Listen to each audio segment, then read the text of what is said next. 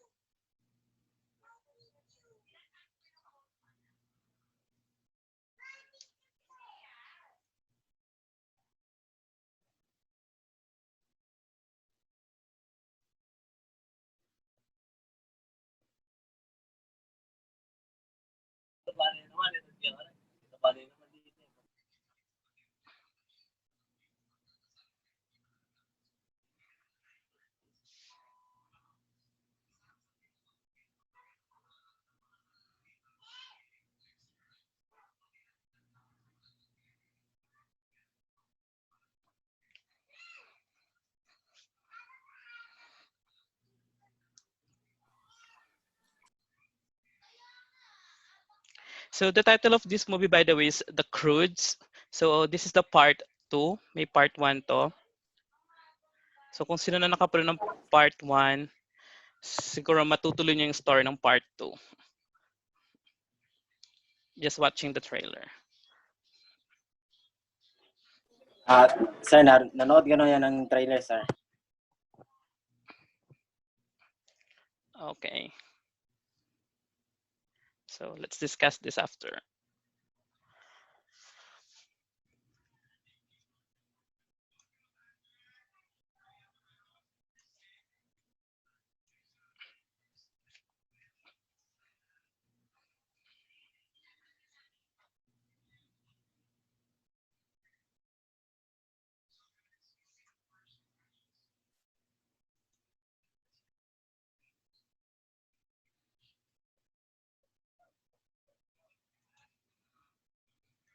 All right.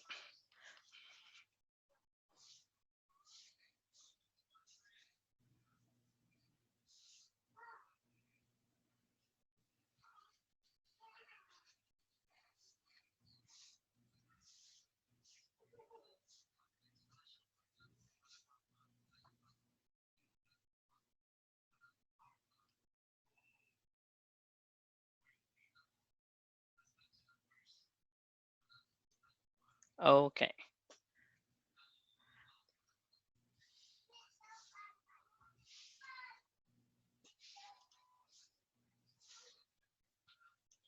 All right, so going back. So before we proceed, of course, I wanted to ask, so how did you feel when you watched the movie or when you watched the trailer? without audio? Boring. Yes, Boring po, sir. that is correct. So first thing in mind, mafe-feel niyo is mabobore talaga kayo kasi wala kayong naririnig. Ano pa? So, sa panonood nyo without any audio, sa tingin nyo ba, madedetermine nyo what will be the story all about? Depends po. Dahil No, dun sir. sa video. Mhm.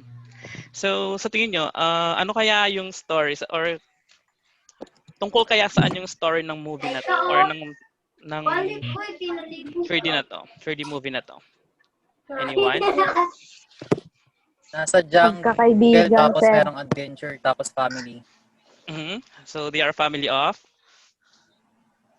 Cavemans. Cavemans. Yes, very good. They are family of Cavemans. Actually, yung part 1 nito, they are Cavemans na takot lumabas, takot mag-explore. So sa part 2 niya is parang natuto na sila mag-explore and then nakamit sila ng new family. So yung mga nakita nila kanina, mga new family na na-meet nila yon. Kaso syempre dahil hindi nga natin marinig yung trailer, so hindi natin malalaman na Betterment, sir. na yun pala ang story niya. So anyway, so in that way, that make us think na audio is very important. So I believe most of you will no longer believe in the saying na action speaks louder than words, right? Kasi kung nakikita lang natin siya at hindi natin siya naririnig, hindi natin masyadong malalaman kung ano ang point ng story. Yes po. All right, so now let's proceed.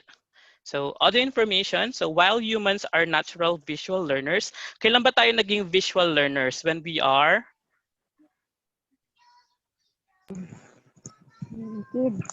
Kids, very good. So nung kids tayo, so we are natural visual learners kasi kahit nakikita lang natin yan, alam na natin kung anong nangyayari. But now, of course, listening is also an abundant way to obtain information. So kailangan na din natin ng pakikinig. Kapag hindi natin siya nakikita, kung narinig naman natin siya, there is still a learning. Now, audio information as defined by Magpile, this is any sound or auditory impression perceived by the ears and processed by the brain. So, syempre, unang makaka-receive ng info is si ears at ipaprocess yan ng ating utak kung ano ba ang message na gustong iparating sa atin. So, these are considered as audio information. So, the first one is the dialogue or conversation. Paano ba nagkakaroon ng, or bakit kaya kinonsider ang dialogue or conversation as audio information? How? Kasi sir, Para may maintindihan, sir. Kasi may naririnig din po ka tayong ano. Parang Yeah. sound, gano'n. Yes, very good. So basically or normally, si dialogue or conversation, nangyayari siya into a two-way conversation. So Yes po. pwedeng ang pakikipag-usap lang sa inyong kaibigan or sa parents or sa kahit kaninong tao. Basta meron siyang two-way conversation and nag-exchange kayo ng words or ng verbal exchanges. So, meron audio information dun kasi pinakikinggan mo siya eh. Naririnig mo ang sinasabi niya at Yes. pinaprocess siya ng brain mo. Brain. Very good. So now, how about the lecture or talk? So, saan madalas ito nangyayari? Sa room, sa classroom, Very good. Sa classroom. Ano pa? sa bahay, Sa bahay. Seminar. Seminar. Yes. Ano pa? Zoom. Zoom. That is Zoom. correct. Pwede rin sa Zoom. Zoom, Sa church. So, Church. Pwede din. yes, church pwede din kasi si father yung ating speaker. So, lecture or talk, it is in a form of a meeting naman siya. So, dapat meron tayong speaker and meron tayong audience. So, sino man sumagot ng Zoom, that is correct. So, I am your speaker and you are my audience. How about sa news? So, we have two kind of news. We have the radio broadcast and the TV broadcast. Television.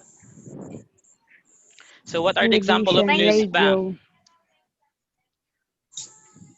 Facebook, Facebook pwede din. Pero kung in a form of text siya, that is not considered as an audio information. That is a text information siya. Pero kung parang FB live siya, Wikipedia. pwede siya. Television po. Television, that is correct. Wikipedia. Newspaper po. Wikipedia will not gonna be considered kasi wala tayong naririnig doon. Unless kung ika-copy mo yung message and then ipi-play mo siya sa Google, yung Google Play. Yes, Yes. something like that. Para marinig mo siya. So, transfer siya into audio information. So, ang meaning kasi ng audio information, lahat ng ating naririnig na info. Naririnig. That is correct. So, sa news, pwede tayo sa TV or sa radio. Radio. How about si podcast? Anyone who knows podcast? The download. Yes. Podcasts are downloadable episodic audio sila. So basically, para silang Parang Netflix. discussion. Yes, it's such that ano lang sila, pinakikinggan lang Audio sila. lang po sila, sir. Yes, audio lang sila. Full audio lang Meron sila. din video Okay pods. po. Meron din po mga video podcast, diba po? So, hindi na sila considered at podcast. Parang ibang cast sila nun. Now, so si audiobooks or the e-books, so familiar naman kayo sa mga e-books, right? Or sa mga audiobooks. Ito naman yung mga books na transfer into audio. So, full books sila. So, kung meron ako dati kasi si Harry Potter, yung episode, yung 1 to 7 na books niya, or 1 to 6, I don't know. Downloadable siya sa e-books or into e-books, I mean. So, instead of you reading, so, syempre, kung tinatamad tayo magbasa, we can just listen to an e-book. Siya na ang magkukwento para sa'yo. So, there are may some ganun good po pala. sources. That is true. Merong ganon. So, kung tinatamad ka magbasa, you can download e-books. Papakinggan mo na lang siya Wattpad sa na halip lang. na babasahin mo pa. So now, we have some good sources of audiobooks daw. You can go to audible.com, iTunes Store, allyoucanbooks.com, Project Gutenberg website, or the Nook audiobook store. So you can download. I don't know if may bayad sila or wala, pero you can try. And then music. So this is the old or the earliest form of audio. So music. How?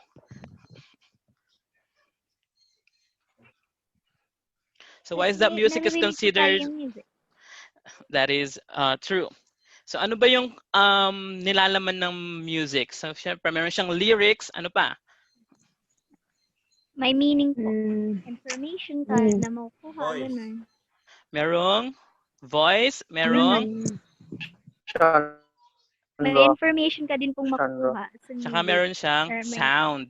So what is important there is the sound, the background music, something like that. So now let's move on. So these are the different ways of storing audio Sorry, media. So we have the tape or the magnetic tape. This is tape, the magnetic tape, and this is the cassette tape. So very classic ang mga to, magnetic tape, or saan natin madalas nakikita si magnetic tape, or saan madalas ginagamit?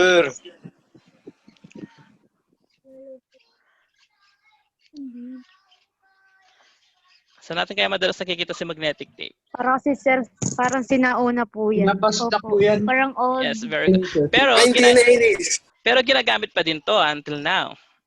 Opo. Saan kaya? Sa movies. Sa mga movies, very good. Sa mga cinema. So, sa mga cinema, sila ang madalas na gumagamit ng mga ito, na magnetic tape. So, how about si cassette tape? Yes, cassette tape sa radio natin siya madalas ginagamit. Or kung gusto din natin mag-record ng sarili nating kanta, before, pwedeng gamitin si cassette tape to record. And I know for the next one, you are already familiar with this, the USB drive or the external flash drive. So we can also use this to save audio information like music or Download movie, sir. yes, to download movies, ganyan. Same as the Files. memory card. So memory card para din siyang flash card such that here naka-insert siya sa phone. Their phone. Yes. And then si computer hard drive. So paano Drive. ginagamit sa computer hard drive? Kapag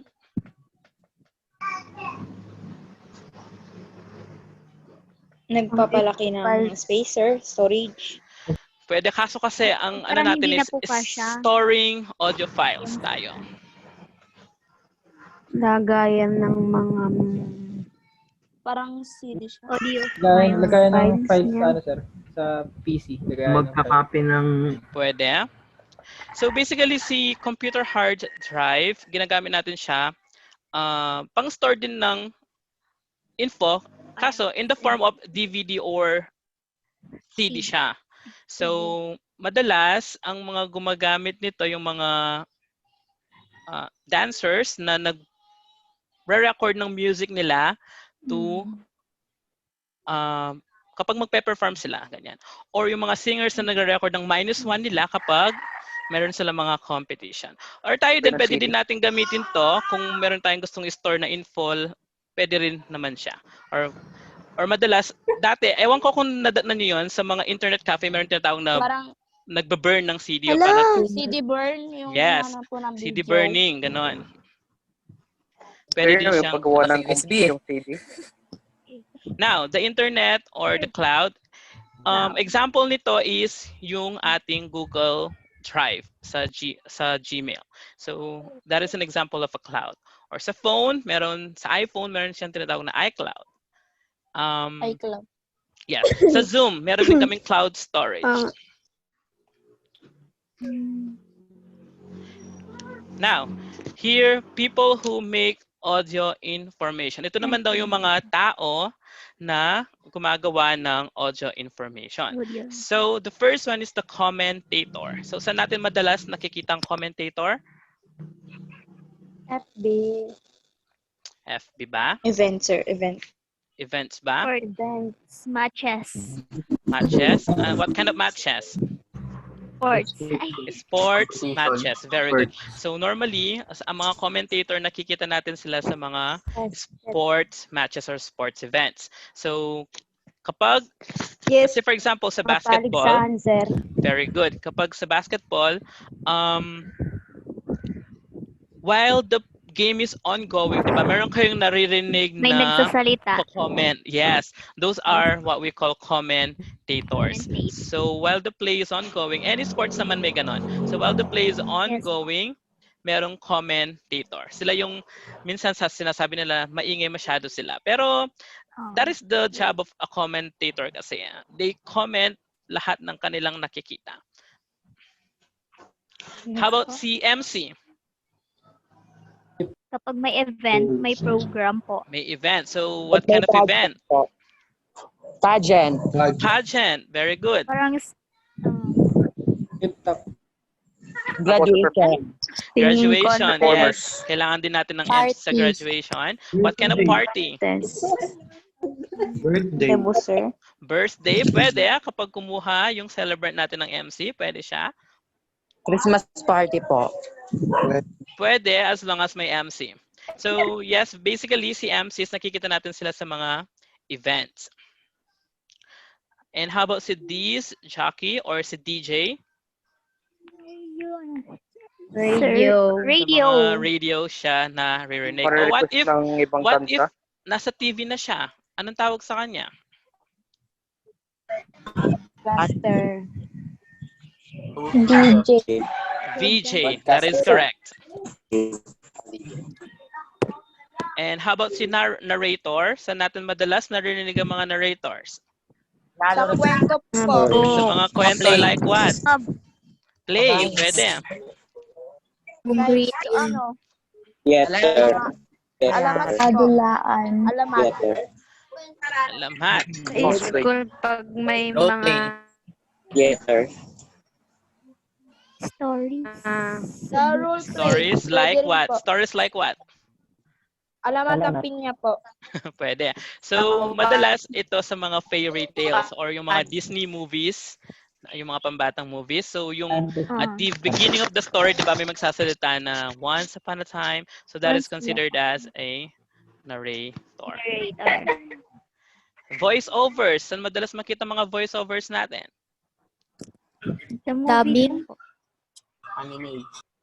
Sa Anime movie din dub. po. Anime ba? Sa movie Opo. po. Movie. Movie ba? Sa sinihan po. Sinihan ba? Sinihan. Commercial. Yung mga anime po, Sa pag vlog mag- po. Movie. Alright. So mga voiceovers natin, madalas silang narinig sa mga Movie, commercials. sir. Pag Oo. ano, Sa mga commercials sila madalas Sa nakikita. vlog din po. Sa vlog, kasi sa vlog nakikita mo yung mga mukha nila eh. Voiceovers kasi boses lang talaga ang naririnig natin sa kanila. So normally, sa mga commercials, yung mga, sa mga back end ng commercial, yung mga nagsasalita, those are voice-over. Jollibee. Next one is the music or commercial. Artist. music artist and musician. So ano ba ang difference ng music artist and musician? Ads yun. Sir, ads yun. Yung Ano? music artist po, siya po yung kumakanta, while yung musician, siya yung tumutugtog ng mga instrument. lang. That is correct. Si music Yes. So si music artist, siya yung mismong singer, siya yung kumakanta ng lyrics. Yes. And then si musician, siya yung sa instruments natin, sa mga Musical musical instruments. Very good. So these are the different audio file formats. So meron tayong MP3. So si MP3, compatible siya with phones and computer. So si MP4 or si M4A, for phones din siya and computer. So yung hearing, sir, siya yung parang marinig mo lang tapos hindi mo matatandaan. Kagaya ng mga naririnig mo sa surroundings. Tapos yung listening, papakinggan mo talaga tapos itatatak mo sa isipan ka lang. Yes, that is a very good point. So who else? Yung hearing po, sir, is intentional while yung yung hearing po not intentional, tas yung listening is intentional. That is true. Who else? Ano po, sir? Yung hearing po, yung parang nakikinig ka lang na wala lang, yung parang hindi ka focus. Pero ang listening, yung talagang focus ka dun sa subject na pinapakinggan mo. Yes.